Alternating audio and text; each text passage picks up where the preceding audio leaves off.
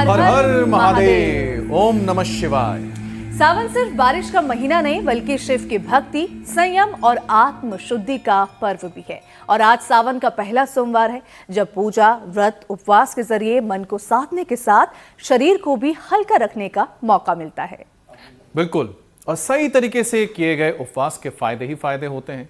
पेट को हेवी खाने से ब्रेक जो मिल जाता है। लेकिन अमित, व्रत का मतलब भूखे रहना नहीं है, सात्विक और सही खाना है। और देखिए, बस यही तो असली बात है। व्रत हो तो ऐसा आहार भी चाहिए जो शरीर को सिर्फ भरे नहीं बल्कि पोषण दे, रीजुनोवेट करे। देखिए, रामदाने का ये लड्डू लेके आया हूं मैं आप लोगों के लिए। बिल्कुल, ये हमारे अयोध्या की पहचान है, रामदाने का लड्डू। रामदाना यानी अमृत के ये लड्डू छोटे जरूर हैं, मगर पोषण के लिहाज से किसी संजीवनी से कम नहीं कहे जाते।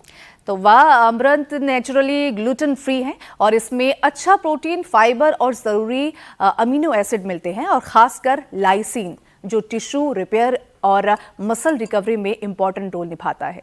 साथ ही इसमें कैल्शियम, मैग्नीशियम, आयरन और फास्फोरस यानी कि हड्डियों, मसल्स, हेमोग्लोबिन और एनर्जी मेटाबॉलिज्म सबको सपोर्ट करता है, और फाइबर पाचन को बेहतर रखने में मददगार रहता है। और अमित, इतना ही नहीं, फाइबर कार्बोहाइड्रेट के पचने की रफ्तार भी धीमी करने में मदद करता है। इसलिए सही मात्रा में लिया जाए तो ब्लड शुगर मैनेजमेंट में फायदेमंद होता है। और सावन में इसकी अहमियत इसलिए भी कुछ ज्यादा है क्योंकि नमी और बदलते हुए मौसम में वायरल बैक्टीरियल इन्फेक्शन बढ़ता है, शरीर सुस्त पड़ता है, और इसीलिए ये रामदाना अगर हो, मौसमी फल हो और हरी सब्जियां हो, ये सब आपकी इम्यूनिटी को बूस्ट करते हैं। और हुसैन, खासकर जिन्हें शुगर, बीपी, अर्थराइटिस या फिर लीवर, किडनी की पुरानी परेशानी है ना, उनके लिए सावन का व्रत मनमाने तरीके से नहीं बल्कि अपनी सेहत और जरूरत के मुताबिक ही होना चाहिए। इसकी वजह भी है क्योंकि सावन का जो संदेश है वो यही है: संयम, संतुलन और साधना। शिव की भक्ति मन को शक्ति दे, योग तन को और मजबूत बनाए, और सही आहार सेहत को संभाले ताकि लंबी उम्र मिले और हर दिन गूंजे हर हर महादेव। अब चलते हैं स्वामी जी के पास, आज के दिन की अहमियत भी समझेंगे, और रामदाने की लैया की, रामदाने की लाई कहते हैं और रामदाने के लड्डू भी इसको कहते हैं, इसकी और क्या खूबियां वो भी जानेंगे। स्वामी जी प्रणाम। बहुत बहुत प्रणाम स्वामी जी। स्वागत है प्रणाम आपका। स्वामी जी। सुप्रभात स्वामी जी। बहुत बहुत प्रणाम। तो राम दाना खाओ, राम नाम गुण गाओ, और योग मार्ग अपनाओ, और हल्के फुल्के हो जाओ। जो पहले तो मोटे मोटे, आज वहीं से शुरू कर रहे हैं। तो लड्डू खाने के लिए पहले पचाना भी तो पड़ेगा ना, तो ये अभ्यास तो सब कर सकते हैं। अब देखो, जो योगिक जोगिंग, सूर्य नमस्कार, दंड बैठक नहीं कर सकते, वो एक तो ये यहाँ से शुरुआत करें, और चौलाई से जहाँ ताकत पूरी मिलती है, उसमें कैल्शियम, फास्फोरस से लेकर के सारे विटामिन, न्यूट्रिशंस, और उसमें सात्विकता भी है।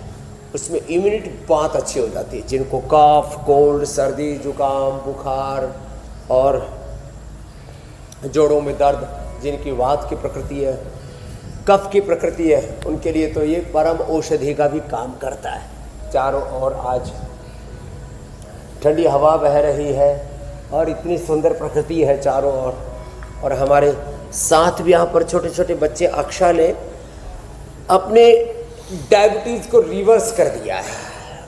इंसुलिन बंद कर दिया है। विधान भी उधर ही आगे बढ़ गए। राजीव जी ने अपने ट्राइग्लिसराइड 300 से सीधा 125 पर ले आए, लौकी का जूस पी करके। ओहो, मिलाप सिंह जी ने बुढ़ापे को ही खदेड़ दिया। ओहो, और देखो यह हमारे साथ ये दो, और फिर ये लेट करके, चलो बच्चों ऐसे, ये 3 अभ्यास, ये बड़े लोग। अब इनमें पावर योग भी है, इनमें योगा फॉर ओबेसिटी भी है, योगा फॉर फ्लेक्सिबिलिटी भी है, अर्धहलासन, पादवृत्तासन, द्विचक्रिकासन। ये स्वामी जी, योग तो देखिए रोजाना का है, लेकिन आज का दिन बड़ा खास है, इसलिए आज कुछ खास करेंगे और सेहत के लिए भी कुछ खास किया जाएगा। आज देखिए स्वामी जी, सावन का पहला सोमवार है, भक्ति के साथ साथ व्रत उपवास की परंपरा है, तो सही तरीके से किया गया उपवास शरीर को स्वामी जी कैसे फायदा देता है? क्योंकि उपवास तो सब रखते हैं, लेकिन वो सही रख पा रहे नहीं रख पा रहे, ये बड़ा सवाल है। पाचन, मेटाबॉलिज्म और मन पर इसका कैसे असर पड़ता है? व्रत के दिन कौन सा हल्का अभ्यास किया जाए तो ज्यादा बेहतर रहेगा?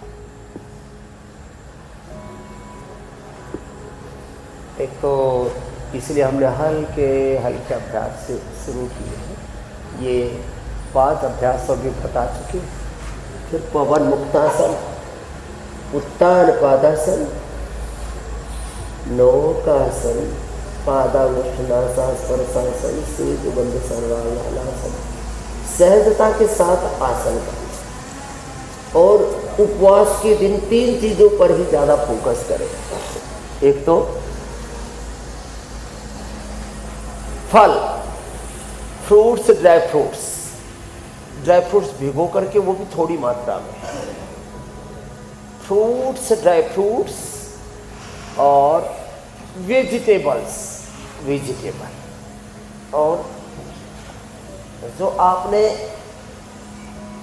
फलाहार वाले अन्न है ना, उसमें रामदाना है, साबूदाना है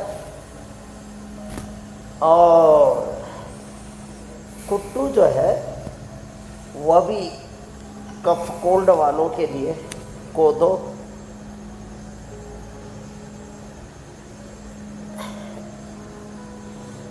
उसका सेवन थोड़ी मात्रा में करें।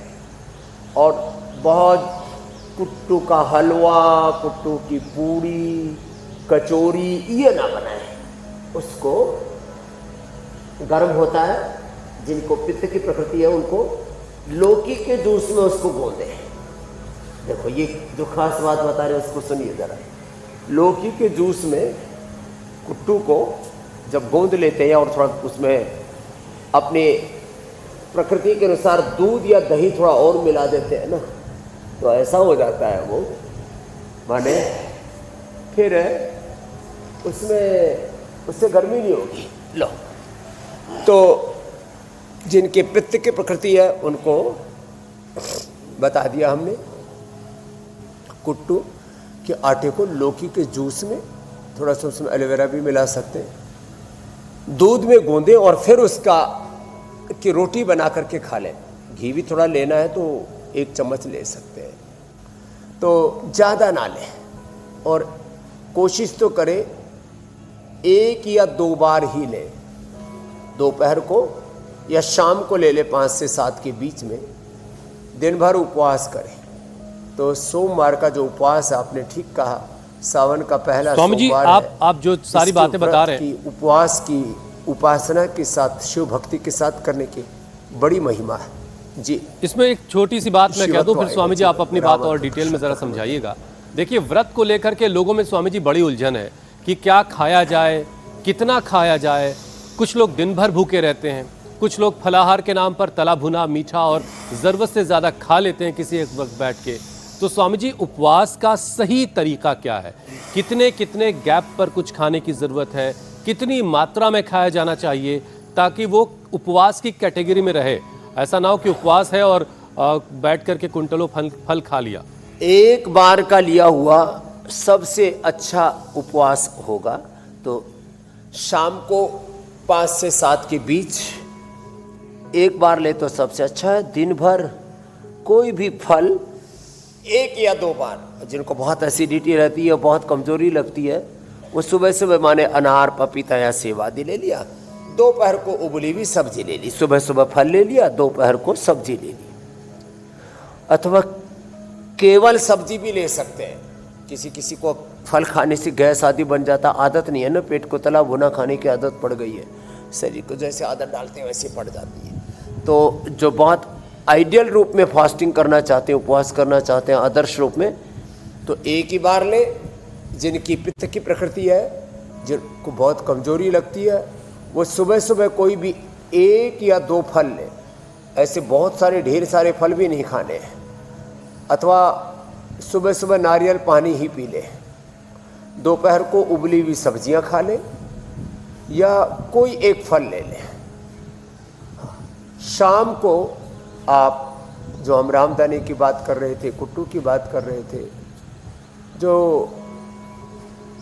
चौलाई, साबूदाना या जितने भी सिंगाड़ा जो भी हम उपवास में प्रयोग में लाते हैं, उन द्रव्यों को केवल एक बार प्रयोग में लाएं बस।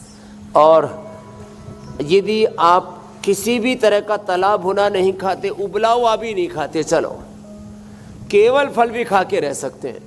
मैंने तो ये प्रयोग करीब 20-25 साल हो गए करते करते। पिछले लगभग 3 दशकों में मैंने यदि भोजन कहा जाए तो 5 साल ही भोजन किया होगा, 25 साल तो मुझे फलाहार करते करते ही हो गए। तो मेरा बहुत अनुभव है इसमें, इसलिए प्रामाणिकता के साथ इन बातों को कह रहा हूँ। फलाहार करने से या उपवास सही से करने से, अब जैसे मान लीजिए शाम को 8-10 बजे आपने भोजन किया कल रात को, तो आज 8-10 बजे या 12 बजे तक लेना ही नहीं, कम से कम आज तो 14 से 16 घंटे का अंतराल रखो, तो ही तो ऑटोफेजी माइटोफेजी अच्छी होगी। एक एक सेल का पूरा मेटाबॉलिज्म, एक एक सेल की पूरी अंतः संरचना अच्छी होगी। तो 14 से 16 घंटे का अंतर अवश्य रखें। एक एक सेल का जो शुद्धिकरण है, उसका कि आंतरिक जो संरचना है, उसकी जो आंतरिक ऊर्जा है, वो सही दिशा में आगे बढ़ेगी और उससे कैंसर, मोटापा, बीपी, शुगर, कोलेस्ट्रॉल, तमाम तरह के वात पित्त कफ दोष के उपद्रव ये कुछ भी नहीं होंगे। तो सहज आसन आज हम जिन्होंने उपवास किया होगा वो भी कर सकते हैं, इसलिए सहज आसन। स्वामी जी, ये जो रामदाने की लैया है करें। आज मुझे घर लेके चली गई। हमारे घर के बहुत करीब एक महल्ला है हैदरगंज, और वहाँ सड़क के दोनों तरफ परंपरागत तरीके से इसी का काम होता है। जब कभी उधर से गुजरना होता है, तो मतलब रोज़ ही गुजरना होता था उधर से बहरहाल, तो वो जो चाशनी की, गुड़ की चाशनी की खुशबू है वो हर तरफ फैली होती थी। और आज हम उसी की बात कर रहे हैं और रामदाने की जो लड्डू है उसकी खूबी बता रहे हैं। तो स्वामी जी, व्रत में रामदाना यानी चौलाई एक बेहतरीन विकल्प माना जाता है। इसमें प्रोटीन है, फाइबर है, कैल्शियम, मैग्नीशियम और आयरन जैसे तमाम पोषक तत्व पाए जाते हैं। तो रामदाना स्वामी जी किस रूप में खाना ज़्यादा बेहतर है? इसके साथ साथ कुट्टू, सिंघाड़ा, ये जो ऑप्शन है वो ठीक है? रामदाना देखो, उसको हल्का सा भून करके और उसका जो लाई या लड्डू बनाते हैं वो एक तरीका है। तो उसको हल्का सा भूनना पड़ेगा, नहीं तो टूटेगा नहीं, डाइजेस्ट नहीं होगा। तो हल्का सा पहले उसको सेकते हैं, उसको हल्का सा रोस्ट करते हैं, फिर उसके अंदर गुड़ मिलाते हैं, शक्कर मिलाते हैं। आजकल तो ड्राई फ्रूट भी उसके साथ में, खजूर, मुनक्का, अंजीर, बादाम, अखरोट, जो थोड़े पैसे वाले लोग हैं उसमें लाई के लड्डू में ड्राई फ्रूट्स में मिला देते हैं। अच्छी बात है। तो लड्डू बना के खाया जा सकता है, लेकिन लड्डू की प्रकृति गर्म होगी, याद रखना। जिनकी पित्त की प्रकृति है तो उसको फिर सेक करके हल्का सा उसको रोस्ट करके और फिर दूध में धीरे धीरे मंदाग्नि में पका लें। अथवा दूसरा एक तरीका और बताता हूँ जो हम अपनाते हैं, लाई के लड्डू को दूध में डाल करके छोड़ देते हैं 2 मिनट के अंदर, जैसे कॉर्नफ्लेक्स या ओट्स खाते हैं ना, तो लाई का लड्डू वो डालते ही दूध में खिल जाता है और खीर बन जाती है रेडीमेड। तो खीर के रूप में खाने से थोड़ी देर उसको दूध में डाल करके छोड़ देते हैं ना, तो उसकी गर्मी मर जाती है और जिनकी पित्त की प्रकृति है उनको दिक्कत नहीं होती है। और फिर चौलाई का हलवा बनाते हैं। जिनको भाई शरीर का बल बढ़ाना हो, पूरे शरीर को पुष्ट करना हो, पोषण देना हो, तो भाई राजगिरा का हलवा बोलते हैं पूरे गुजरात में और महाराष्ट्र आदि में। और चौलाई का हलवा बड़ा ज़बरदस्त बनता है, बड़ा टेस्टी बनता है। बहुत दिन हो गए हमें भी खाए हुए, लेकिन जब मैं फलाहार लगातार रहता था तो बीच बीच में लोग अजी थोड़ा सा 2 चम्मच तो खाए ले, तो खाया हुआ है, बड़ा अप्रतिम राजगिरी का हलवा। उसकी रोटी भी अच्छी बनती है, लेकिन रोटी में यदि थोड़ा सा, जैसे मैंने कहा ना, उसको दूध में, क्योंकि थोड़ा उसकी प्रकृति गर्म होती है, तो दूध में जब उसको गूंद लेते हैं और थोड़ा सा उसमें 1 चम्मच घी और डाल दो। अरे साहब, साउथ में तो इसकी वो बना करके खाते हैं, पूरन पूड़ी राजगिरा की पूरन पूड़ी। और राजगिरा का गुजरात में और महाराष्ट्र में वो खाखरा भी बना करके खाते हैं, राजगिरा का खाखरा उपवास में। और कुछ तो जो भोजन भट्ट हैं वो उपवास के दिन सुबह से शाम तक 1 किलो खाखरा चेप देते हैं। भोजन भट्ट, ये बड़ा स्वामी जी ऐसा नहीं एक्सक्लूसिव करना। नया नाम दिया आपने, थोड़ा खाना। भोजन भट्ट।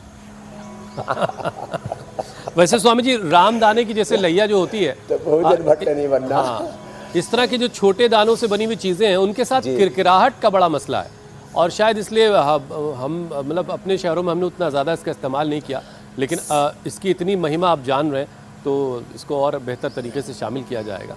लेकिन ये है कि इसको बहुत बेहतर तरीके से स्वच्छता उसमें जरूरी है। छोटे छोटे कंकर उसमें मिल जाते हैं, फसल को काटते समय ही आ जाते थोड़ी मिट्टी आदि, तो उसको धो करके और फिर बनाने का उसको अच्छे से छाछ के अंदर ऐसे ऐसे छाछ करते हैं, ऐसे ऐसे फिर उसको धोते हैं फिर बनाते हैं। और कुछ लोग तो देखो इतने, क्योंकि चौलाई महंगी होती है, सामान्य गेहूं चावल से उसका 2 या 3 गुना रेट होता है। वैसे आज से 20 साल पहले मुझे याद है, जब से मैंने चौलाई के बारे में बताना शुरू किया उस समय पहाड़ में चौलाई बहुत होती है, इधर उत्तराखंड में भी।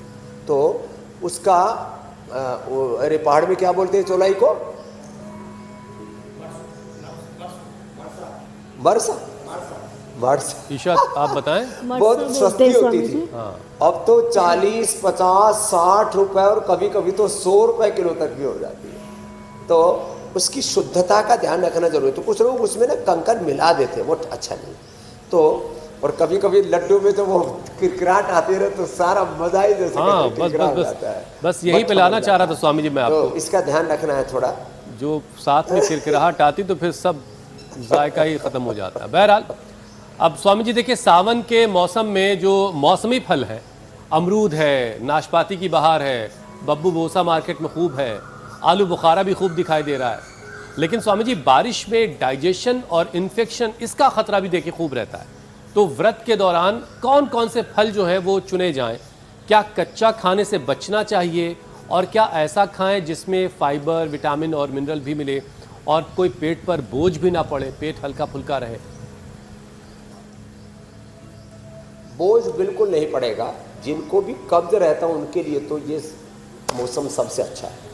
शाक सब्जियाँ जितनी भी उनको अच्छे से गर्म पानी में से धो करके और स्टीम करके ही खाना चाहिए। सलाद के रूप चीज़ों से बचना चाहिए, जितने भी सलाद आदि हैं उनसे बचो। तो गर्म पानी अच्छे से धो, उसको एकदम स्टीम कर लो अच्छे से, फिर उसका जो पानी है उसको सूप के रूप में पी जाओ और बाकी का शाक खा जाओ। सामान्य रूप से पूरे असम में और ये सब जगह तो बहुत उसका प्रयोग करते ही हैं। बाकी उसको रायता आदि बना करके या उसकी भाजी बना करके अलग अलग तरह से लोग खाते, खा लो। रही बात अब मौसमी सीजनों की, अमरूद थोड़ा कीड़े बहुत होते हैं, उससे थोड़ा बचें। अमरूद में खास बात ये होती है कि बाहर से छिद्र करके अंदर उसमें कीड़े घुस जाते हैं। तो अभी जैसे आमों पर पूज्य आचार्य जी परसों आए हुए थे, तो खास बात बताई मैं सबके साथ साझा करना चाहता हूँ। जैसे आमों पर वो एक कवर सा लगा देता है, आजकल कपड़े का आता है, तो ऐसे अमरूद पर कवर लगा दे जिनके खेतों में है, तो कीड़े नहीं लगेंगे और अमरूद अच्छे रहेंगे। एक बात। दूसरी बात, अमरूद पेट के लिए बहुत अच्छा, थोड़ा सा नमक के साथ खाना चाहिए, तो खाली पेट दर्द कर देता है, तो खाने के बाद कर लो जिनको पेट दर्द हो जाता है, गैस ज़्यादा बनती है। नाशपाती पेट के लिए बहुत अच्छी है, उसमें भी थोड़ा सा नमक, थोड़ा कारू मिर्च, थोड़ा सा गरम चाट मसाला आदि डाल करके, लवण भास्कर यूनिवर्सिटी आदि डाल करके ले लेना चाहिए। अब नाशपाती का जूस जिनको भयंकर कब्ज रहता है, अब थोड़े दिन यही प्रयोग कर ले, कब्ज से परमानेंट छुटकारा मिल जाएगा। नाशपाती कब्ज का नाश करने के लिए सबसे अच्छी है, और यही गुण अमरूद में होते हैं, यही गुण बग्गू गोसा में होते हैं, यही गुण सेव में भी है, यही गुण पपीता में भी है, और थोड़ा अनार भी थोड़ा खा ले तो डाइजेशन बहुत ही अच्छा हो जाता है और संपूर्ण रूप से शरीर को पोषण मिल जाता है। फिर विटामिन सी से लेकर के जो न्यूट्रिशंस, माइक्रो न्यूट्रिशंस की जिनकी ज़रूरत होती है उसके लिए, फिर ये खुमानी भी आजकल बहुत अच्छी आ रही है, खुमानी से लेकर के और पुलम से लेकर के ये सब चीज़ें बहुत अच्छी हैं। तो मंडू का आसन थोड़ा लंबा करो जी विधान जी। हाँ विधान, ऐसे करो बाबू। ऐसे ऐसे देखो, ऐसे चलो ऐसे करो। ये विधान ने और अक्षा ने तो कीर्तिमान बना दिया है। तो इस समय जो अलग अलग प्रकार की शाक सब्जियां आ रही है बड़ी गुणकारी है। बस मक्खी, मच्छर और किसी भी प्रकार के बैक्टीरिया, वायरस, फंगस, गंदा पानी, गंदी शाक सब्जियां, इनसे अपने आप को बचा के रखने की बहुत ज़रूरत है। उसका ख्याल रखते हुए आप उपवास करेंगे और खान पान रखेंगे तो कोई बैक्टीरिया, वायरस, फंगस का भी खतरा नहीं, इम्यूनिटी रहेगी जबरदस्त, पाचन रहेगा जबरदस्त और पोषण यही मिलेगा। तो स्वामी जी आज हम आपसे सीखने की कोशिश कर रहे हैं। आपका हृष्ट पुष्ट रहेगा, स्वस्थ, सुंदर, सुडौल, आकर्षक रहेगा। कुदरत की बेशुमार नेमतों के बीच वो कौन कौन सी चीज़ें हैं जिन्हें चुना जाए तो हल्के फुल्के भी रहें, पेट भी हल्का फुल्का रहे और शरीर की जो ज़रूरत है वो भी पूरी होती रहे। बहरहाल स्वामी जी देखिए, बारिश और उमस का मौसम है, काफ़ी नमी है, इस बीच जो लोग हैं वो काफ़ी सुस्त भी दिखाई दे रहे हैं इस मौसम में ख़ास तौर से, और वायरल बैक्टीरियल इन्फेक्शन का ख़तरा ज़ाहिर है इस मौसम में ज़्यादा रहता है। तो स्वामी जी, सावन के व्रत में इम्यूनिटी मजबूत बनाई रखी जाए, इसके लिए भोजन के साथ साथ कौन कौन से अभ्यास, सूर्य नमस्कार जैसे जो अभ्यास हैं वो क्या व्रत के दौरान किए जा सकते हैं, करने चाहिए? अरे आराम आराम से करें ना। चलो बच्चों, होले होले ये पहले ताड़ासन से शुरू करें, स्ट्रेचिंग हो जाएगी और फिर सूर्य नमस्कार होले होले। हम तो 1 मिनट में 1 तो अभ्यासों से लेकर के 1 मिनट में 10 अभ्यास तक करते हैं। तो आज 1 मिनट में 10 वाला नहीं, 1 मिनट में 1 या 2 बार अभ्यास सूर्य नमस्कार, प्रणाम आसन, श्वास भर के पीछे ऐसे होले होले पूर्ण श्वास बाहर छोड़ करके पाद हस्तासन, फिर दाहिना पैर आगे दक्षिण अश्व संचारण आसन, उस पर बैठ गए, श्वास अंदर ऐसे, फिर ये पैर पीछे चला गया, पर्वतासन, श्वास की गति से है, फिर श्वास भर के नीचे और श्वास भर के ही रखना ऊपर तक, फिर श्वास छोड़ के पुनः पर्वतासन में, फिर वाम अश्व संचारण आसन, श्वास अंदर, कमर झुकी हुई, पैर पीछे सीधा, फिर श्वास बाहर, माथा घुटनों से लगा हुआ, फिर ऊपर और फिर ये। तो 1 2 3 4 5 6 7 8 9 10 11 तो ऐसे सूर्य नमस्कार होले होले करें, योगी जॉगिंग भी होले होले करते हैं ऐसे, ये यो होले होले किया। और फिर दंड बैठक भी पावर योग रोज़ ही करते तो आदत ना छूट जाए, इसलिए होले होले। अरे 10 बार नहीं 2 बार तो करो, आदत तो लगी रहनी चाहिए ना ऐसे। और फिर ये जो भुजंगासन या दंड लगाते हैं ना, इसको भी जैसे साधारण यूं पैर सीधे, 1 2 3, एक श्वास में एक अभ्यास, 1 2 3, 1 2 3, होले होले, पैर आगे नीचे झुके, ऊपर उठे, वापस आ गए, हनुमान दंड, होले होले। अब देखो हमारी तो आदत पड़ी हुई है, इसलिए हम होले होले करते करते ही कब हम तेजी इससे करने लग जाते हैं हमको ही नहीं पता लगता, ऐसे यो ऐसे पूरी ऊर्जा से। और भुजंगासन ही तुलसी, बिल्वा, भांग, धतूरा, अब ये प्रकृति के उपहार हैं, इनकी बड़ी मेडिसिनल महिमा है। तुलसी तो अत्यंत कफनाशक, वातनाशक पित्तनाशक, पितृदोष नाशक है और अपने शरीर में पूर्ण सात्विकता आती है, इम्यूनिटी ज़बरदस्त हो जाती है। कफ कोड अस्थमा से लेकर के बैक्टीरिया वायरल इन्फेक्शन सब प्रकार के उससे बचाती है। बिल्व पत्र ये तो बीपी के लिए और शुगर के लिए परम औषधि है। लो, और वो शरीर अंदर तक शुद्ध हो जाता है। जिनको बहुत ज़्यादा कोलाइटिस है वो भांग के नशे के लिए नहीं, 2-4 पत्ते ऐसे ही भांग के खाली पेट खा लो। तो जिनको बहुत ज़्यादा कोलाइटिस की प्रॉब्लम है, भूख नहीं लगती है, मंदाग्नि है, लेकिन याद रखना नशे के लिए नहीं खाना है। पकोड़े नहीं खाने भांग करके, भांग का गोला बना करके नहीं खाना। मैंने 3-4 पत्तियाँ बोला है बस। धतूरा का प्रयोग जो है हमारे यहाँ कनकासव, धतूरे के फूल, धतूरे के पत्ते और धतूरे के बीज, इनको उबाल करके और उसमें थोड़ा गुड़ मिला करके फिर छान करके पिलाते थे। कितना ही भयंकर कफ कोल्ड अस्थमा हो तो इसके गुण बड़े ज़बरदस्त हैं।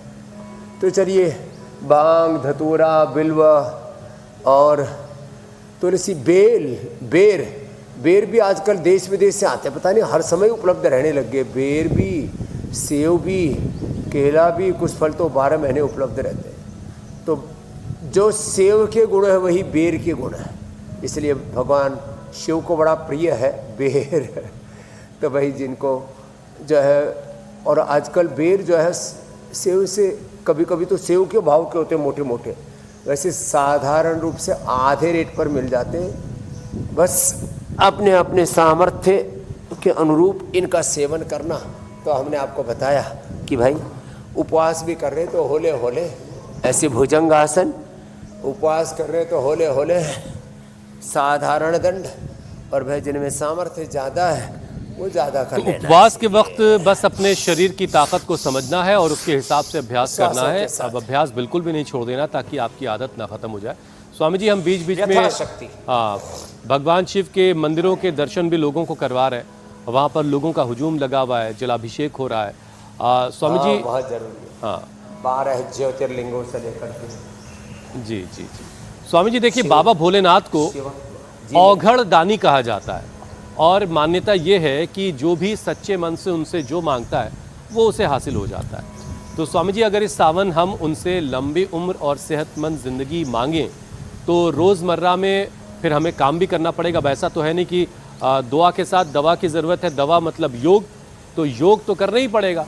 तो रोज़ाना स्वामी जी कौन कौन सी ऐसी कुछ आदतें हैं जिन्हें छोड़नी चाहिए और किन्हें अपनाना चाहिए ताकि फिटनेस वैसी रहे जैसी हम चाहते हैं और शरीर पूरी तरह से ऊर्जावान? शिव के बारे में जैसे आपने कहा, शिव का शिवत्व का मतलब है सहज योग, सहज समाधि, और विशेष आवश्यकता पड़ने पर आपद धर्म के रूप में फिर शिव तांडव भी होता है, जिसको कहते हैं क्रांति। ये बगावत, विद्रोह और आगजनी और ये गाली गलौच वाला ये बगावत नहीं, क्रांति या आंदोलन या उसको पराक्रम, वीरता, शौर्य या शिव तांडव का मतलब है फिर जब पाप अधर्म बहुत ज़्यादा बढ़ जाता है तो वो अपवाद रूप में होता है। बाकी शिव जो है बहुत प्रशांत है और शिव समाधि है, शिव सहजता है और सर्व स्वीकार्यता है। तो बीड़ी, सिगरेट, शराब, नशा, गांजा, भांग, धतूरा, आपने कोई भी अल्हड़पने में, अविवेक पने में अथवा ऐसे ही लापरवाही में, संग दोष में कुछ खा पी लिया तो भगवान शिव की शरण में आकर के भगवान शिव को अर्पित कर दो। ये है तात्पर्य। शिव भक्ति का तात्पर्य है गांजा, सुल्फा, भांग, धतूरा खाना पीना नहीं, बल्कि जो खा पी रहे थे भगवान शिव को अर्पित कर दो। जैसे हमको लोग अर्पित कर देते हैं कि स्वामी जी आज से हमने आपको अर्पित कर दिया बीड़ी, सिगरेट, शराब। पहले तो बहुत से लोग जो घर में दारू भी रखी रहती थी हमारे यहाँ लेकर के आ जाते थे। मैंने कहा भैया ये काम बंद करो, तो हम इसका क्या करेंगे, तो फिर उसको डिस्ट्रॉय करना बड़ा एक चैलेंज रहता था। तो लोग गुरुओं को, भगवान शिव को अपने दोष, अपना नशा, अपनी दुर्बलताएं वो अर्पित कर देते हैं। तो शिव जो है वो सबका उद्धार करने वाला है। एक शिव आशुतोष है, एक क्षण में आपको उभार देते हैं। क्षिप्रम भवति धर्मात्मा शाश्वत शांत विगच्छति कौन्ति प्रतिजानि न मे मुक्तः प्रणश्यति। आशुतोष है। और जन्म जन्मांतरों का जो प्रारब्ध दोष है वो कालों के महाकाल है, अकाल मृत्यु दोष से और प्रारब्ध दोष से वो आपको उभार लेते हैं। इसलिए शिव को इस रूप में समझना चाहिए। और शिव जो है योगी है, आदि योगी है, महायोगी है, तो शिव के योग तत्व को कभी नहीं छोड़ना है। और आपने जैसे कहा, प्रार्थना के साथ जो अपना पुरुषार्थ है, अपना उत्तरदायित्व उससे विमुख नहीं होना। बस 3 बातें और बताता हूँ। शिव को लोगों ने नशेड़ी, गजेड़ी, भंगेड़ी और दारू और पता नहीं क्या क्या, भैरव, आदि भैरव, काल भैरव, उनको भी बहुत लोगों ने ये अपमानित किया। ये बात गलत है, एक बात। दूसरा, भगवान कृष्ण के साथ में गोपियों, रासलीला और तमाम तरह के अरेजु सुदर्शनधारियाँ, शौर्य, वीरता, पराक्रम और आध्यात्मिक के पराकाष्ठा के, सारी कलाओं के, सारी विद्याओं के जो और धर्म के जो विग्रहवान स्वरूप है, चाहे भगवान कृष्ण है, चाहे भगवान राम है, भगवान विष्णु है। विष्णु, राम और कृष्ण ये कोई भिन्न तत्व नहीं है, अभी तो काल के भेद से अलग अलग नाम रूप स्वरूप है। तो भगवान शिव को लांछित ना करें, भगवान भैरव को, काल भैरव को, आदि भैरव को, बटुक भैरवनाथ आदि को आप नशे आदि से ना जोड़ें, और भगवान कृष्ण को किसी भी तरह से भोग विलासिता से ना जोड़ें, माफ करना। और भगवान राम, उसमें उनमें सब प्रकार की मर्यादा है। अलग अलग प्रकार से कुछ लोगों ने नैरेटिव घड़े हैं और शास्त्रों में भी मिलावट की है। रामायण में, महाभारत में और पुराणों में, अलग अलग श्रुति स्मृति ग्रंथों में मिलावट करके हमारे ब्रह्मा, विष्णु, महेश से लेकर के राम, कृष्ण, हनुमान, शिव, सभी हमारे देवी देवताओं के नाम पर लोगों ने बहुत सारे अपभ्रंश डाले हुए हैं। और हमने ये हिम्मत की है कहने की, और ये किया भी है हमने, कि हमने अपने शास्त्रों का भी शुद्धिकरण किया है। और ऐसे ही कुछ ना कुछ मिलेगा इस्लाम में भी, आयतें और जो हदीसें हैं, ऐसे ही बाइबल में भी। आप जब से उनकी उत्पत्ति, पुरानी बाइबल, नई बाइबल और सब, फिर उसमें भी जो कैथोलिक है, प्रोटेस्टेंट्स हैं, सिया सुन्नी आदि जो शाखाएं हैं, ऐसे ही सनातन धर्म में भी, आर्य समाज, सनातन धर्म के भी अलग अलग गुरु, संप्रदाय, परंपरा, त्रैत, द्वैत, अद्वैत, विशिष्टाद्वैत, और फिर ऐसे ही जैनिज्म, बुद्धिज्म, सिखिज्म में ये जो सब अलग अलग कालखंड में जो अलग गुरु हुए, अपना उन्होंने आत्मविश्लेषण, आत्मशोधन किया है। ये आत्मशोधन हमारा चलता रहना चाहिए। थोड़ा बड़ा हो गया, माफ करना, लेकिन ये जरूरी था कि हम धर्म के शुद्ध तत्व को, शुद्ध शिव तत्व को, शुद्ध राम तत्व को, शुद्ध कृष्ण तत्व को, हनुमत तत्व को, शुद्ध रूप से धर्म तत्व को, योग तत्व को। अब योग में लोगों ने न्यूड योगा, नंगा योग, लो रे मेरे भाई, दिगंबरपना, अवधूतपना अलग है, और न्यूड योगा और बियर योगा, ये योग के नाम पर मिलावट है। तो ये एडल्टेशन के बारे में बात करनी जरूरी थी। ये इंडिया टीवी पर हम ये सारे भी कुछ गंभीर मसले भी साथ साथ में हम बोलते रहते हैं, वो जरूरी है। जी मेरे बिल्कुल भाई, बिल्कुल स्वामी जी, बिल्कुल आहुति आगे बढ़ाओ। हाँ स्वामी जी, बहुत से लोग जो हैं वो डायबिटीज और हाई बीपी के साथ भी सावन का व्रत रख रहे हैं। तो स्वामी जी, ऐसे लोगों के लिए लंबे वक्त तक खाली पेट रहना या ज्यादा मीठा खा लेना, फलाहार करना कोई परेशानी तो नहीं बढ़ाएगा? अरे कोई शुगर बीपी के मरीज व्रत कैसे रखें, क्या खाएं? उनके लिए 5 से 10 मिनट के लिए एक सुरक्षित योग सेशन भी करवा करा देते हैं डायबिटीज वालों से। हाँ जरूर देखो, एक तो वह 2 आसन डायबिटीज वालों के लिए और बीपी वालों के लिए। बीपी वालों को खीरा, करेला, टमाटर तीनों ही फलाहार के अंतर्गत आते हैं। खीरा, करेला, टमाटर का जूस, उसके साथ मधुनाशिनी मधुग्रिट, और खाली पेट उठते ही एक इम्यूनोग्रिट गोल्ड ले लेना, कोई कमजोरी नहीं रहेगी। तो ये एक मैं देख रहा कौन कर रहा है कपालभाति, तो हमको देख करके एक चिड़िया कपालभाति कर रही है उधर, और ऐसे ही आवाज आ रही है उसकी। Thank you. हमारे आस पड़ोस के जीव भी कपालभाति करने लग गए, मंडूक आसन। तो खीरा, करेला, टमाटर का जूस, मधुनाशिनी मधुग्रिट, इम्यूनोग्रिट साथ में ले लेना। और डायबिटीज वालों को भी सेव खिला देते हैं। किसी की बहुत लो चली जाए तो खजूर या मुनक्का अंजीर देते हैं। हम चीनी नहीं खिलाते, चॉकलेट नहीं खिलाते, टॉफी नहीं खिलाते डायबिटीज वालों को। फिर यहाँ पर जो आते हैं तो आपको एक, जिनको शुगर होती है क्या देते हैं, मुनक्का देते हैं। हाँ, जब लो हो जाए तो उसको खिलाते हैं मुनक्का। मुनक्का, खजूर या जूस एकदम से शुगर को ऐसे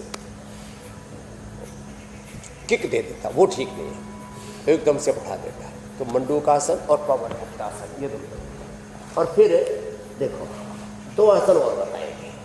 बीपी के लिए लौकी की सब्जी या लौकी का जूस, कोई दिक्कत नहीं होगी बीपी शुगर वालों को, बल्कि बीपी शुगर वाले अच्छे हो जाएंगे यदि 3 से 5 दिन का उपवास कर ले।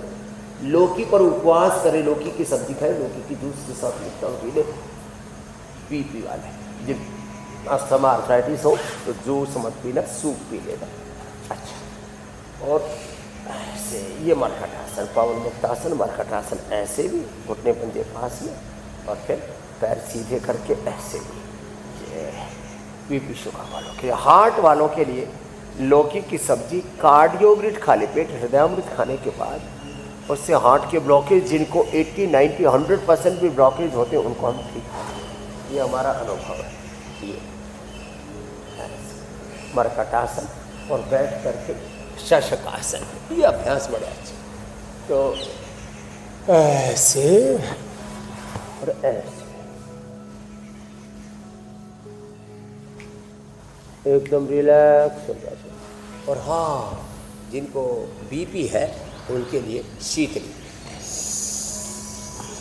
शीतकारी, जीभ बाहर निकाल करके मुंह से लेना, नाक से छोड़ना। शीतकारी दांतों के पीछे जीभ लगाना और बाएं नाक से लेना, दाएं से छोड़ना, बाएं से लेना। ये बीपी एकदम अच्छा और रिलैक्स है। एक बात, हमेशा इसको कहते हैं self guided yoga and meditation, इसको कहते हैं आत्म संयम योग। अपने ब्रेन के 86 ब्रेन न्यूरॉन्स को, 37 ट्रिलियन सेल्स को ऐसा आप खुद सिग्नल दें, मैं नित्य शुद्ध बुद्ध मुक्त स्वभाव, राम रूप, कृष्ण रूप, हनुमत रूप, शिव स्वरूप आत्मा हूँ, शिवोहम शिवोहम, चिदानंद रूप शिवोहम शिवोहम। जैसे ही अपने शिवत्व का विचार करते हैं तो पिंडगत ब्रह्मांडीय सारी ऊर्जाएं और स्वयं ब्रह्म आपके भीतर से अभिव्यक्त हो जाता है। जैसे राम विग्रहवान धर्मः साधु सत्य पराक्रम। तो राम कृष्ण हनुमान शिव के हम स्वयं साक्षात विग्रहवान स्वरूप के रूप में अपनी अनुभूति करने लगते हैं। वैसे ही हमारे व्यक्तित्व से अभिव्यक्ति भी होती है। ये बड़ी महिमा है। अच्छा स्वामी जी, जन ये जो जन में ये रामत्व की, कृष्णत्व की, वीरत्व की, देवत्व की, ऋषित्व की, शिवत्व की अनुभूति हो, यही संकल्प है आज का बड़ा। जी मेरे भाई। बिल्कुल स्वामी जी, ये थायराइड के जो मरीज हैं उनमें वजन, थकान, पाचन और मेटाबॉलिज्म की परेशानी अक्सर साथ साथ चलती रहती है। तो ऐसे लोगों को व्रत में किस तरह का आहार लेना चाहिए जो थायराइड से परेशान है, और लंबे गैप से वो कैसे बचें? थायराइड वालों के लिए एक तो हाँ, वो सुबह सुबह फल ले ले, अनार पपीता सेवा दी, दोपहर को उबली हुई सब्जियां ले ले, और शाम को कुट्टू, साबूदाना या चौलाई आदि, रामदाना आदि के लड्डू आदि जो आज बताए, इस तरह से आहार की व्यवस्था रखें।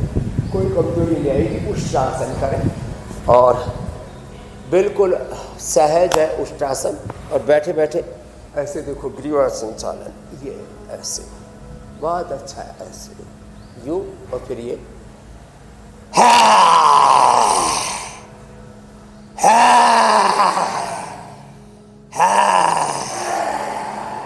5 बार से लेके 5 मिनट तक आप सिंहासन और उपजाई। हाँ, विधान तो सो गए, देखो, छोड़े दो। हाँ, करो विधान ऐसे, ये बड़ा जबरदस्त। ऐसे उपजाई 5 बार से लेके 5 मिनट तक। श्वास को अंदर भरते समय आवाज होगी, छोड़ते समय दाएं नाक बंद करके बाएं से छोड़ना है।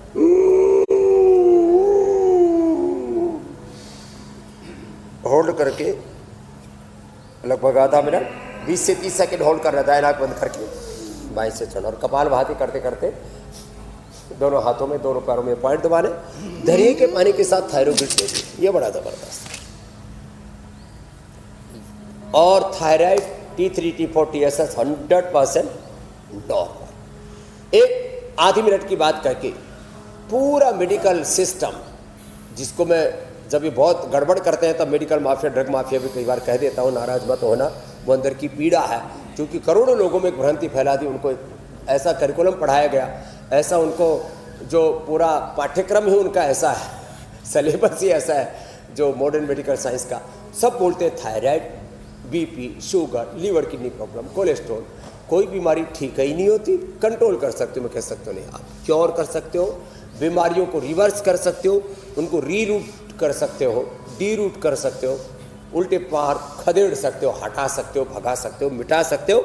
ये रोज हमने इंडिया टीवी पर बताया और हजारों लाखों करोड़ों लोगों के जीवन में जो परिवर्तन आया, हमने प्रत्यक्ष रूप से, प्रत्यक्ष प्रमाण, वैज्ञानिक प्रमाण, साइंटिफिक एविडेंस और रियल वर्ल्ड एविडेंस के साथ ये सब बताया है। तो इसके ऊपर भरोसा रखो, थायराइड भी ठीक रहेगा मेरे भाई, ये ऐसे और ये पाइप भी दबा। स्वामी जी, सावन के मौसम में पूरी एक बार ऐसे जोर से ताली बजा लो।